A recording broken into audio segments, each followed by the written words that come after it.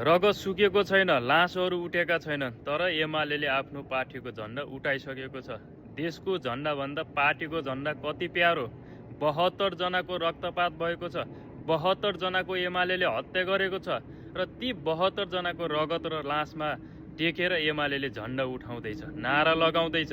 झन् यो महेश बस्नेतको पछाडि लागेका सोझा साझा जनताहरू सचिनुहोस्। यस्ता राक्षसको पछाडि लागेर तपाईहरू स्वरमा स्वर नमिलाइदिनुहोस्, तपाईहरू सचिनुहोस्।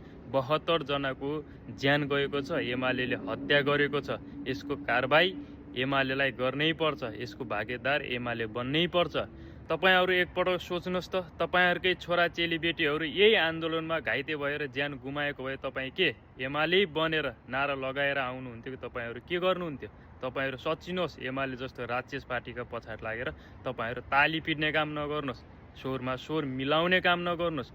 अहिले तपाईहरूले देख्नु भएको छ 72 जनाको ज्यान गएको छ। ती 72 जना नानी बाबुहरूका आमाहरू काठमाडौँमा आएर छटपटिरहेका छन्।